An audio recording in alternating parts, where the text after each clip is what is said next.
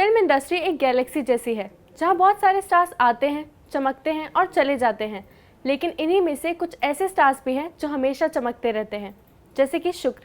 Kishore Kumar film industry के वही शुक्र हैं, कमाल के सिंगर, एक्टर, प्रोड्यूसर, डायरेक्टर और उससे भी बढ़कर एक बेहतरीन इंसान। आज हम आपको इन्हीं से जुड़े कुछ किस्से बताएंगे। पूरी दुनिया किशोर कुमार को पागल कहती थी।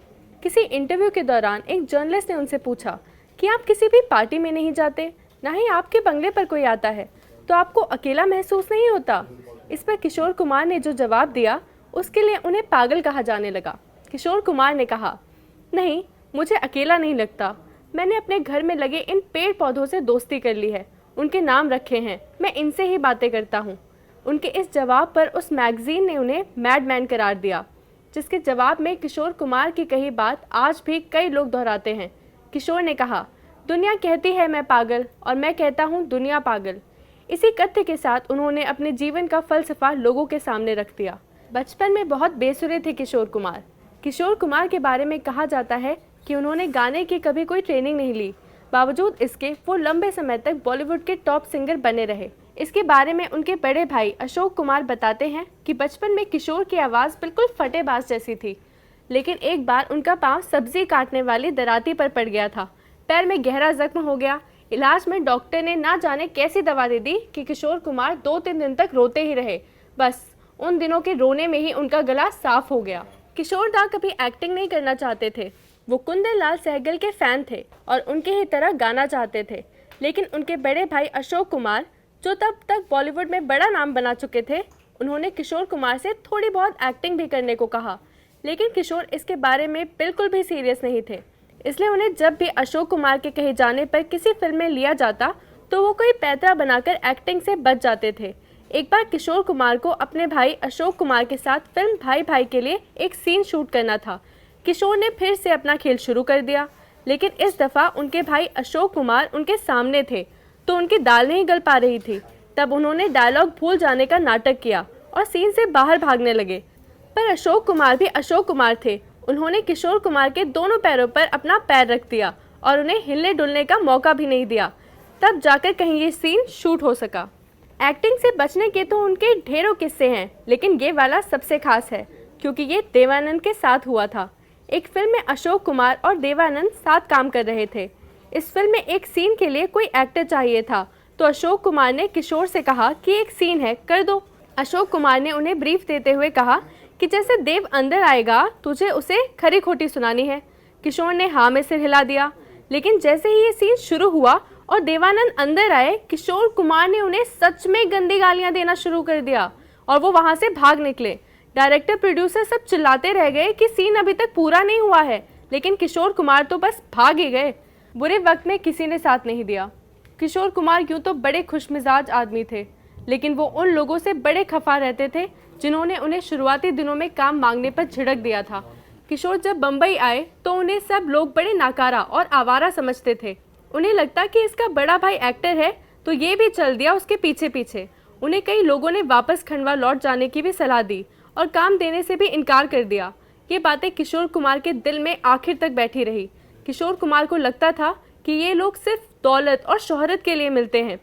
जब उनके पास ये सब नहीं होगा तो फिर से ये वैसे ही बर्ताव करेंगे जैसे पहले करते थे, और दुर्भाग्यवश उनकी ये बात सही भी निकली। एक दौर के बाद जब किशोर कुमार ने काम करना बंद कर दिया और उनका कुछ इनकम टैक्स बकाया रह गया, इसे भरने के लिए उन्हें स्टेज शो करने पड़े। उस दौर में उन्हें किसी ने कोई काम नहीं दिया, ना ही एक्टिंग में, ना ही गाने के लिए। उस दौर में उनकी मदद को आगे आए एस.डी. बर्मन। किशोर कुमार और एस.डी. बर्मन की जोड़ी को लोग खासा पसंद करते थे, तो बर्मन ने किशोर से कहा कि चलो एक छोटा प्रोजेक्ट है, साथ में करते हैं। फिल्म में एक नए लड़के को लॉन्च किया जा रहा था। उस फिल्म के लिए सभी गाने किशोर कुमार की आवाज़ में रिकॉर्ड किए गए और एल्बम सुपर डुपर हिट रही। वो फिल्म थी आराधना।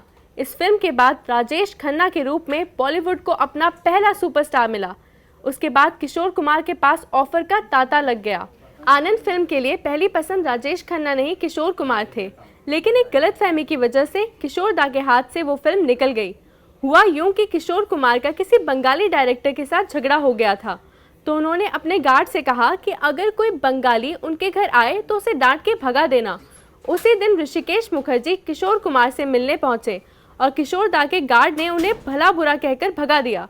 इस बात से ऋषिकेश मुखर्जी बेहद नाराज हुए और उन्होंने किशोर कुमार को अपनी फिल्म में लेने का विचार छोड़ राजेश खन्ना को साइन कर लिया। अमिताभ की फिल्म किशोर कुमार की जिंदगी पर बनी थी। किशोर कुमार की पहली शादी रोमा गुहा से हो चुकी थी और उनसे उन्हें एक बेटा भी था, लेकिन ये शादी ज़्यादा दिनों तक नहीं चल सकी। इसके पीछे की वजह बताई जाती है कि रोमा सिंगर बनना चाहती थी, लेकिन किशोर उन्हें घर संभालने को कहते थे।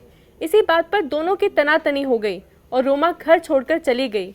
यहाँ ये भी कहा जाता है कि अमिताभ जया स्टारर फिल्म अभिमान इन दोनों की ही कहानी पर थी। मधुबाला के दिल में छेद था, इसके बावजूद किशोर कुमार ने उनसे शादी की। रोमा से अलग होने के बाद किशोर कुमार ने एक फिल्म साइन की जिसका नाम था चलती का नाम गाड़ी। इस फिल्म में तीनों कुमार भाइयों के साथ मधुबाला थी। फिल्म के सेट पर ही किशोर कुमार और मधुबाला की दोस्ती हो गई, जो धीरे धीरे प्यार में बदल गई। मधुबाला के दिल में छेद था और ये बात किशोर कुमार को पता थी।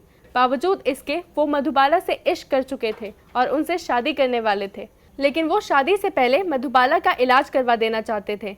लोगों ने भी यही सलाह दी, लेकिन मधुबाला चाहती थी कि पहले शादी हो जाए और फिर इलाज हो। किशोर कुमार को जैसे ही ये बात पता चली, उन्होंने मधुबाला से तुरंत शादी कर ली और उसके बाद उनके इलाज के लिए लंदन चले गए। लेकिन बहुत कोशिशों के बाद भी मधुबाला नहीं बची और किशोर कुमार फिर से अकेले हो गए। किशोर कुमार ने अपने बड़े भाई अशोक कुमार के 76 बर्थडे पर एक ग्रैंड पार्टी प्लान की थी। पूरी बॉलीवुड को इनविटेशन भेजा गया था। किशोर कुमार का बेटा अमित भी लंदन से अपनी पढ़ाई पूरी करके आ रहा था। मतलब पूरा जश्न वाला माहौल था। तैयारियां जोरों शोरों से चल रही थी, लेकिन किसे पता था कि जो बॉलीवुड अशोक कुमार के जन्मदिन की तैयारी पर शरीक होने वाला था, उसी दिन उसे किशोर कुमार की मैयत में शरीक होना पड़ेगा। 13 अक्टूबर 1987 को शाम 4:45 बजे किशोर कुमार को अपने निवास गौरी कुंज पर दिल का दौरा पड़ा और उनका निधन हो गया। ये सच में बॉलीवुड के लिए बहुत बड़ा झटका था। किसी को भी इस बात का अंदेशा नहीं था, लेकिन होने को कौन टाल पाया है। किशोर कुमार की इच्छा थी कि उनका अंतिम संस्कार उनके शहर खंडवा में हो। ऐसा हुआ भी। मध्य प्रदेश के खंडवा में उनकी समाधि है। तो ये तो थे किशोर कुमार से जुड़े कुछ किस्से। ऐसे ही और किस्से और वीडियोस देखने के लिए हमारा YouTube चैनल दी लल्लन टॉप सब्सक्राइब करें। अगर आप ये वीडियो फेसबुक पर देख रहे हैं तो इसे लाइक करें, शेयर करें। Thank you.